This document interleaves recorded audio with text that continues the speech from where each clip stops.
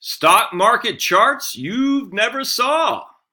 Had a Marine Corps colonel send this to me, and it's pretty interesting. We'll read it. I got some takes on it. It's 53 pages. Not going to read the whole thing. We'll just kind of dive right into the charts. But it's a guy, Edward Macquarie, professor emeritus at some Levy School of Business in Santa Clara. Dateline September 2017. So let's talk about it. Investors have seen countless charts of U.S. stock market performance, which start in 1926. And let me show you what the first chart we're talking about here. Bear with me just a second while we go down. Maybe I'll pause it one. From the Ibbotson long-term return on stocks over other asset classes reproduced from Siegel. The Ibbotson shows this a lot too. We got stocks, bonds, treasury bills, essentially cash and gold, and then the U.S. dollar. What they'll show is, I guess Siegel is showing his going back to 1802. The Ibbotson one shows from 1926 on.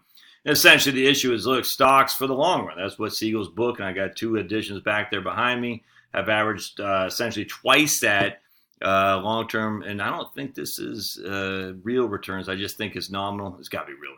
Analyze returns. I don't know if it's real or nominal. I'm not sure. But anyway, so basically what he's saying is stocks have basically doubled bonds year over year over year, and because of that, a buck invested in 1802 or 1926, it doesn't matter, is worth thousands and hundreds of thousands, in this case millions of dollars. Bonds don't give you that. Bills don't give you that. Bills just basically keep up with inflation. And then gold, of course, you see nothing because it was illegal to own gold, and all of a sudden when they made it legal, jumped like a fish out of water. So that's what we've seen a million times a Sunday. So let's go back up. Charts, like I just said, start in 1926. Kind of the modern era of investing is what I call it. But this guy says U.S. trading predates 1926. And the foreshortened perspective that results from a post-1926 data can be misleading. To compound the problem, visual and arithmetic frailties as cataloged in behavioral finance make it difficult for investors to draw appropriate inferences for long-term records of performance. As a partial corrective, this paper displays a novel set of charts, with some rooted in the 19th century rather than the 20th, and others ending well before the present day. The goal is to challenge the shibboleths about the expected outcomes of buy and hold stock market investing, and to raise questions about the expected performance of stocks versus bonds over long periods. All right, so let's keep reading this here real quick. Investors have seen hundreds of charts that showed 1926. A few may opine that the true point was 1896 when the Dow became available, and a smaller number still may go back to 1871, which is Schiller, which is what I use for sure. This foreshortened view of the U.S. stock market history misleads investors as how stocks might perform over lengthy intervals. Today, investors' expectations are anchored by charts like Figure 1, which show the total return of stocks from the 1925 S&P 500 through, in this case, the year in 2006. And that's the Morningstar or the Ibbotson return. Actually, Morningstar does the same thing. Same thing as that Siegel one, just it makes it 1926 till present day. And it shows, there are hiccups along the way. It didn't go well every year, but during this lengthy period, 80 years, declines always proved temporary. Lows were never retouched. Highs were followed by higher highs, and blah, blah, blah. All right. So I want to show you one of these charts that this guy, and this guy says, look, and essentially what we're saying is time heal all wounds.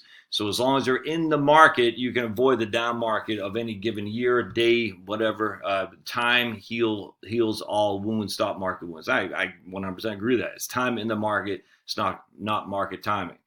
But he says Figure 2 shows a very different look. It covers an 81-year span of the U.S. stock market, but it's not the same time frame, overlapping only for a few years. This chart looks more discouraging. During this 81-year period, stocks went nowhere, ending slightly below where they began. Or more exactly, stocks did go up again and again, but always came back down again and again. So basically, instead of the last 80 years where stocks went up, fell a little bit, went up higher, fell a little bit, went up higher, and this time the stocks went up, they fell back, they went up, they fell back, they kept being pulled down to gravity. Let's see. Two declines of over 70% occurred towards the end of the period, in contrast to the smaller declines of the 50% seen earlier. After holding for 81 years, a stock investor had gained less than nothing. Figure 2 does not argue for buy and hold. Time does not heal all wounds in this period. There is fluctuation, but no appreciation. Figure 2 argues for market timing, if possible. And see, this is the problem I have with these studies, is that they might say it does, but what do you do? You see what I'm saying? It's like he says it argues for market timing, but he'll say how to do it, because there is no how. There is no how to market time. Everybody knows this. So anytime someone says market time, and I just watched a video by a guy who's doing a video on this, he says buy stocks that have essentially a moat. Buy stocks with a high dividend, low price to book. Buy stocks that are low valuations. I mean, it's the same stuff over and over again. But the facts are that's not market timing. That's buying low value, low price to book, or high value, I guess you want to say, low expense, low PE, low price to book, high dividend yields. That's just value stocks. There's nothing fancy about that. So the market timing, what is it? What is the market timing that will avoid what is chaos that's certainly to come and has come before? There is no way to look at that. So let's see the chart for figure 2. Hold on, just I probably need to start with this chart right here, which is a typical familiar chart from Ibbotson, the total return on large company stocks. You got you're starting at $1. I'm not sure if it's in dollars or whatever, but it goes to 5,000 essentially from 1926 to the end of 2005. And that's the Ibbotson stocks, bonds, bills, and inflation chart. All right. But now here's figure 2, an unfamiliar chart, price return on stocks from an earlier period. Price return on stocks from an earlier period. No dividends included. Isn't that interesting? So yes, price return on stock is not the same thing as total return on stocks. And I find that to be a little bit misleading, because this is total return. Now, what this guy would argue is that when you're retired, you're not getting a total return. You're taking the dividends out. That may or may not be true, but it doesn't take anything away from stocks when you reinvest dividends. I mean, you might not reinvest dividends, and that's true, then you're not. But to say this is the alternative, this right here is the alternative to that, you're comparing apples to apples. This is total return. This is price return. And it gets even worse, because what happens is we're deflating the price. And this is what was weird too. So let me go down to this other chart right here. This is chart 4, nominal total return and deflated price return on stocks. So basically what he's doing is taking out the dividends and he's deflating it. And if you read the article, when you're deflating, it's weird to me, because he's basically saying in the 30s, the deflationary aspect of the 30s actually hurt stock returns, and it actually didn't. I mean, the stock returns didn't do great, but the deflationary aspect did better for stocks. It's a weird, he's like, it seemed to me, and I read this, and I said, that doesn't make sense to me. So nominal returns are the blue, real returns are the red, but he's calling real and deflated the same thing. And so but he's also insinuating an earlier part of the article that he's deflating the price of stocks to coincide with the deflationary aspect of the 1930s. So essentially, it tells me, is he dropping the price to reflect the deflationary aspect of the 1930s? And he's inflating the price too, or taking away inflation as well. So it's like the worst of both worlds. We're deflating. So if you got a dollar stock and deflation comes at 10%, your stock is worth, in this case, if you're deflating it, 90 cents. But that doesn't make any sense. I mean, because your purchasing power on the dollar stock is still $1. I mean, the market might have fallen, that's for sure. But why would you deflate that relative to the deflationary aspect? That makes no sense to me. It's kind of like saying if I have $1 out of a bond or $1 in the bank and we have a 10% deflation, my purchasing power on that dollar has dropped 10%. No, it hasn't. Your purchasing power has actually gone up, in this case 11%, because what you can now buy 11% more than what you could before with that same dollar. So that was weird to me. And again, I read this article and I could not find where he said when we're deflating it, he said we're deflating the price, which tells me he's using deflation during the time when the markets are dealing with deflation and taking out for inflation to make it real return. So that's where this whole thing deflated versus real comes in. I'm like, are you deflating it? You're taking that dollar price in 1930 and making it 90 cents in 1931 because of deflation. And then in turnaround, you're using real returns to take away the inflation. And that might be confusing, but that doesn't make any sense to me at all. I find that to be, I don't get it. And he didn't make a note of that I could read. Now, it might be in there. I mean, it's 53 pages. I read the bulk of it, but That was weird. So I didn't agree with that at all. I agree with real returns, absolutely. Real returns are net of inflation. It's that simple. Well, if inflation is deflationary, your real returns look better, not deflationary. It's weird to me. And secondly, I got no problem taking dividends off, but and that's what he's doing here. He's saying we're going to have, I hate to even say real returns. We have deflation returns, and we're going to take dividends out because retirees are spending a portion of their assets. Man, I got no problem with that. But if you're going to do that, you got to do the same with bonds. I mean, you got to do the exact same thing. If the argument here is that bonds do better, which ultimately it is in many years, which look, I completely agree with. You can't just take the dividends year over year and not reinvest them, and then take the interest, allow the interest to be reinvested in the bonds. You got to do it both ways, and I didn't see that either. So I take huge issue with it. I take umbrage with that. Now, he might have done that. Remember, bond interests are not compounding. I can't stress that enough. And a lot of people think bonds compound. They don't. Bonds do not compound. They pay an interest that you can't reinvest in that specific bond. All right. So the interest that you're reinvesting is whatever the interest is in the next year's bond, which may be higher, lower, or the same, but they're not compounding. They're just not. Where stock reinvesting of dividends is. I couldn't tell if he's. I couldn't tell. It's confusing, and unfortunately, I have a sneaky suspicion a lot of people will be sidetracked by this, because I think there's some reality here, tons. And let's go to. I want to show you something here, because we do have errors. Like here's 1919 and 1949, and again he's stock price.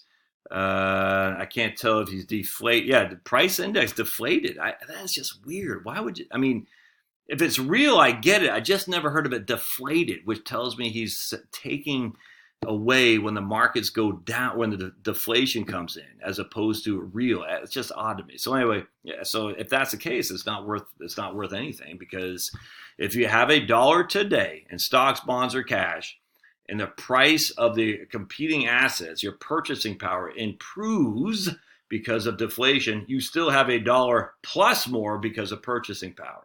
It has increased. If you have $1 today and deflation and inflation kicks in, you have $1, but it won't purchase $1. It'll purchase 97 cents worth. Does that make sense? And in deflationary, you have $1, you're going to be able to buy $1.03 worth. That's how it works. So deflating it to show like a negative on stocks is odd to me. All right.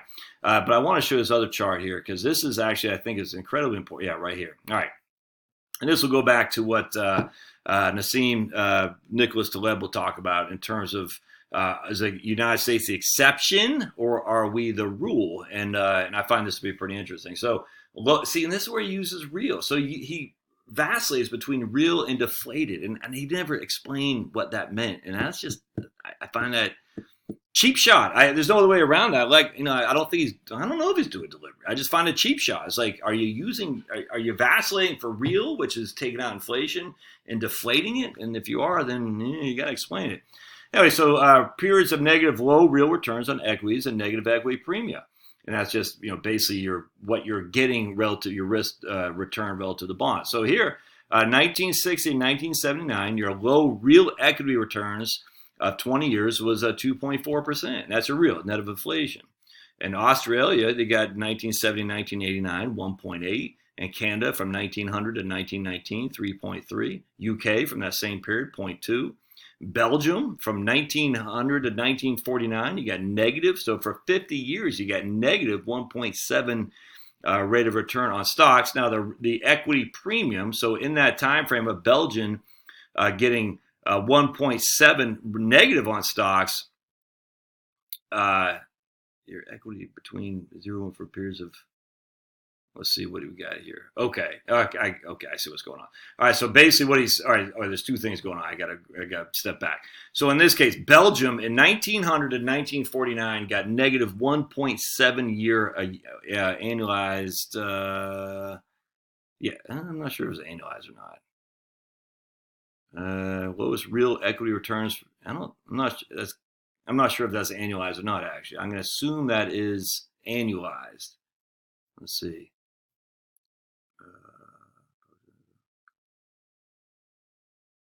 Okay, it does not get, okay, so I'm not sure it was annualized. Either way, it's low. I mean, I don't know what else to say is low. I think it'd probably have to be annualized. It's got to be annualized, I imagine, because we are using the inflation. All right, let's go to Belgium. So that whole 50 years, the start of the century, of the 20th century, Belgium, you lost 1.7% a year on your money. Unfortunately, you still lost 1.2% a year on your money in bonds from 1920 to 1939. That's that negative equity premium, 20 plus years. And so here, you're even though the stocks did poorly, the bonds did poorly too, but the bonds did less poorly, if that makes sense. Equity premium between 0 and 1%. So in 1960 to 1979, your stocks only did 0.4% relative to bonds, better than bonds, even though bonds are a whole lot less risky. France, 1930 to 1949, which coincides with World War II, of course, you lost 5.8% annual for that 20 years. Of course, your bonds were down, or 5.8%. Yeah, your bonds were down 4% during those 1960 to 19. Well, that's not the same. So your bonds were down. It doesn't say how much your bonds are down, but your stocks averaged 1.8% less than your bonds between 1960 and 1979 during that period, which is a whole lot more risky for sure. And here in a 20-year period, the stocks averaged 0.8% more than bonds from 1960 to 1989, even though stocks are significantly more risky for sure. Here's Germany, and we go back, same thing, from 1900 to 1950. You lost tons of money in Germany, and your bonds lost tons of money too. Ireland, all this is Italy. Here we go, 1960 to 1979. Italy was down 6% in stocks, which is 4% each year less than bonds. So bonds were still down 2% in Italy. Essentially what's going on here is you're just showing there is a time where countries lose money significantly. So Italy, from 1960 to 1979, your stocks are down 6% a year and your bonds are down 2% a year, which isn't good, man. Spain, from 1930 to 1949, your stocks are down 4.3% a year. Not good. Sweden, isn't that interesting? What happened in Sweden in 1979? They started getting rid of a lot of their socialist stuff. Just read my thing in the book. You can retire on Social Security, where I bring up Pippi Longstock and Astrid Lundgren, how she was talking about the effective 102% tax rate, and Sweden began to change from a socialistic to a more capitalist economy. But yet everyone says, Sweden is socialist. No, it ain't. It ain't, man. I'm telling you. So anyway, Sweden, in that case, you only made 1% a year on your stocks. Of course, Japan, obviously, and even during, right here, even during 1980 to 2000, they had a negative stock value premium. So your stocks gave you 0.18% year less than bonds did during that 20-year time frame. And here we go, is Switzerland. So I thought that's pretty interesting. So the point, and he goes back to saying, if anyone's saying, I'll just read his conclusion, because I do take a little bit of issue with it. Hold on just a second. So let's read this guy's conclusion. Hold on just a second. Bear with me. Just international evidence. We just talked about that, and then we're going to get to the conclusion right here. When investment advisors counsel that stocks are the best bet for the long investment horizon, they should append the acknowledgement if my market timing is good. When advisors argue for stocks over bonds, they should append the caveat, as long as you're not French, Italian, Japanese. We just talked about the international market, because bonds were better than stocks for many parts of the years. I mean, I don't deny that in the least. For real investors with their limited time horizons who may reside anywhere in the world, there have been times when both stock recommendations were bad. When both stock recommendations, I don't get that. Okay. This paper wouldn't be the first to declare that means and averages can be misleading, but it may be unprecedented in its declaration that when it comes to investments, the longer the time period covered, the more misleading the stated mean and return are. And just remember, mean is average. As always, the solution to mean blindness is attention to variance. To this end, disaggregated charts can help investors to overcome misleading heuristics and to adjust for arithmetic frailty. Finally, this paper is unusual in calling into question the fitness of the performance measure favored by Ibbotson and Siegel. Total return, especially when computed over centuries or more. Total return measured on the century scale presumes an investor who never needs to spend the dividends or interest received. I get that. So I'm hoping in the interest, he does talk about interest received as well. So I'm hoping he does that on bonds. I couldn't tell. And that's okay, because we're just looking at stocks anyway. No real investor has that luxury. Completely agree with that. And there's one class of individual investor now of growing importance within the financial planning community, as the baby boom generation ages, for whom the total return metric is particularly malaprop, and that's retirees. Look, man, I 100% get that. Once portfolio accumulation ceases with retirement, portfolio income must be spent to live. Under those circumstances, real price return over short periods lasting 2 or 3 decades become an important metric. And by that measure, investment stocks has always been dicey. No problem with that. No problem with that at all. I don't have any qualm with that at all. I just say, okay, what was the biggest issue with stocks? It wasn't the Great Depression. It was the inflationary years of the Nixon years. So we'll get around that. From LBJ through the end of Carter, even in Reagan, that was a worst case for stocks. It was not the Great Depression. It was an inflationary time. Are we in an inflationary time? Well, I don't think so. You look at Japan, you say they're not, and they were 10, 15 years ahead of us in terms of their GDP, debt level, their aging population and whatnot. So they haven't witnessed any kind of rampant inflation. Look, I don't know. Maybe we will, but to say that inflationary times are here, I think that's a tough sell for me. They could be, but they're not right now, and we have evidence that suggests that they might not ever be. Secondly, I don't have a qualm using total returns. I don't like the idea of deflating. I still am confused by that. That was odd to me. So I don't have a qualm with it, but can we compare apples to apples, or at least elaborate on, are you comparing apples to apples? Because the way I read it, you weren't. You're and I ever talked about that, so I won't get into that again. And I have a problem using real returns, negative dividends, or taking out the dividends and taking out inflation. I got no problem with that for sure. Just make sure you're doing the same on bonds. And lastly, I think you got to look at it. The 10-year treasury right now is 1.75. That's what we're getting. We know for a fact if we bought a bond today, we're getting 1.75. Stocks aren't 1.75. They're whatever stocks are. So stocks will go up like this. They could go down. They can do immeasurable things for sure. But we know for a fact after taxes and inflation, we will lose money on bonds. So there's no ifs, ands, or buts there. We don't know that about stocks. We don't. And we could lose a ton, absolutely. But I just don't think the answer is to sit there and say bonds will outperform stocks, because I think all measurements would say the exact opposite. We have a growing economy. It's growing. We're not in a war, right? We don't have huge inflationary aspects. The prices are not extraordinarily high relative to earnings. That's where I guess I'm Pollyannish. But the alternative is to lock up your money in a long-term treasury bond. I don't buy that at all, especially for retirees. Like he talks about retirees, they're going to need to spend the capital. And if the capital is being reduced each and every year by taxes and inflation, that capital will quickly wind up at zero, where at least stocks, you have the potential to grow your capital. So anyway, interesting article. It didn't convince me, but just convinced me more again of the Nassim Nicholas Taleb, the Black Swan. You don't know what you don't know. What you do know is pay off your freaking debt, man. That's what you do know. Debt is the enemy. As I said in my first book, debt is the enemy. Pay off your debt. And at least then you know for a fact, you don't have to pay a mortgage. So, hey, smash. We'll see you next time.